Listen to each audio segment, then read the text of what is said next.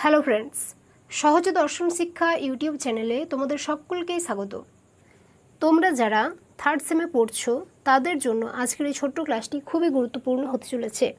তোমাদের সিলেবাসের যে প্রথম অধ্যায় রয়েছে পাশ্চাত্য অধিবিদ্যা, সেখানে দ্রব্য থেকে কিছু প্রশ্ন আজ আমি তোমাদের জন্য নিয়ে এসেছি। যে প্রশ্নগুলো প্রত্যেকটাই তোমাদের পরীক্ষার জন্য অভ্যাস করা খুবই জরুরি। তো দেখে নাও সেই প্রশ্নগুলো কী কী। প্রথমে রয়েছে দ্রব্য শব্দটির ইংরেজি প্রতিশব্দ কী? দ্রব্য শব্দটির ইংরেজি প্রতিশব্দ হচ্ছে সাবস্ট্যান্স। সাবস্ট্যান্স শব্দটি কোন ল্যাটিন শব্দ থেকে এসেছে? সাবস্ট্যান্স শব্দটি ল্যাটিন শব্দ সাবস্টেন্সিয়া থেকে এসেছে। সাবস্ট্যান্স শব্দটির ব্যুৎপত্তিগত অর্থ কী? এর ব্যুৎপত্তিগত অর্থ হল নিম্নে দণ্ডায়মান। সামান্য বা ধারণাকে দ্রব্য কে বলেছেন? প্লেটো বলেছেন। বিশুদ্ধ সামান্য বা জাতি দ্রব্য নয়, একথা কে বলেছেন? একথা বলেছেন অ্যারিস্টটল। দ্রব্য হল সামান্য ও বিশেষের সমন্বয়, একথা কে বলেছেন? একথা বলেছেন অ্যারিস্টটল। যা স্বনির্ভর তাই দ্রব্য, একথা কে বলেছেন? যা স্বনির্ভর তাই দ্রব্য, একথা বলেছেন দেকার্ত।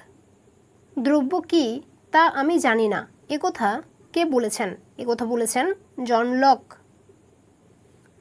দেকার্তের মতে দ্রব্য কয় প্রকার? দেকার্তের মতে দ্রব্য হচ্ছে দুই প্রকার। সেগুলো কি কি? সেগুলো হচ্ছে নিরপেক্ষ ও সাপেক্ষ। কোন দার্শনিক ঈশ্বরকেই একমাত্র দ্রব্য বলে স্বীকার করেছেন? স্পিনোজা।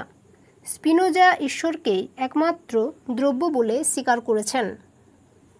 দ্বৈতবাদী দার্শনিক কাকে বলা হয়? দেকার্তকে দ্বৈতবাদী দার্শনিক বলা হয়। লক কয়টি দ্রব্য স্বীকার করেছেন? লক তিনটি দ্রব্য স্বীকার করেছেন। সেগুলি হল জড়, আত্মা ও ঈশ্বর। দ্রব্য হল গুণের আধার বা আশ্রয়, একথা কে বলেছেন? একথা বলেছেন দেকার্ত। দেকার্ত কয়টি দ্রব্য স্বীকার করেছেন? দেকার্ত মোট তিনটি দ্রব্য স্বীকার করেছেন। সেগুলি হল ঈশ্বর, আত্মা বা মন এবং জড়।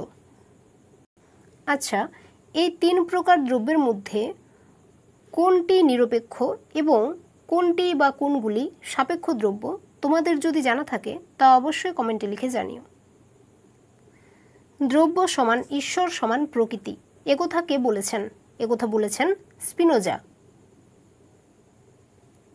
দ্রব্য হল জ্ঞাত গুণসমূহের অজ্ঞাত ও অজ্ঞেয় আধার, একথা কে বলেছেন? একথা বলেছেন জন লক। দ্রব্য হল স্বয়ংক্রিয় এবং নিরংশ, একথা কে বলেছেন? একথা বলেছেন লাইবনিজ।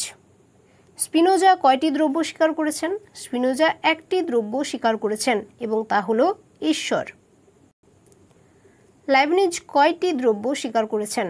লাইবনিজ অসংখ্য বা বহু দ্রব্য স্বীকার করেছেন। স্বাধীন আত্মসক্রিয়তাই হল দ্রব্যের লক্ষণ, একথা কে বলেছেন? একথা বলেছেন লাইবনিজ। দেকার্তের মতে নিরপেক্ষ দ্রব্যটি কি? দেকার্তের মতে নিরপেক্ষ দ্রব্যটি হল ঈশ্বর। দেকার্তের মতে সাপেক্ষ দ্রব্যগুলি কি কি? দেকার্তের মতে সাপেক্ষ দ্রব্যগুলি হল আত্মা বা মন এবং দেহ বা জড়। দ্রব্যের ধারণা এক দুর্বোধ্য উদ্ভট ধারণা, একথা কে বলেছেন? একথা বলেছেন দার্শনিক হিউম। আচ্ছা, হিউম একজন বুদ্ধিবাদী দার্শনিক নাকি অভিজ্ঞতাবাদী দার্শনিক? তোমাদের কি মনে হয়? তোমাদের যদি উত্তরটি জানা থাকে তো অবশ্যই কমেন্টে লিখে তা জানিও।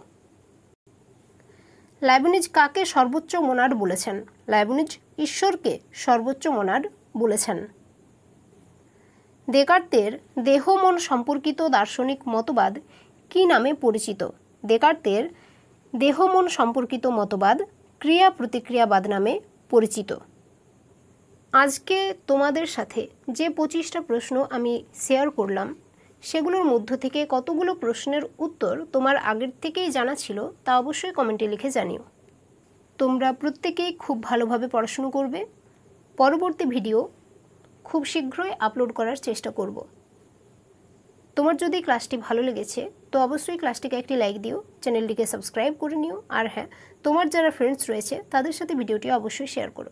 থ্যাংক ইউ সো মাচ ক্লাসটি শেষ পর্যন্ত দেখার জন্য।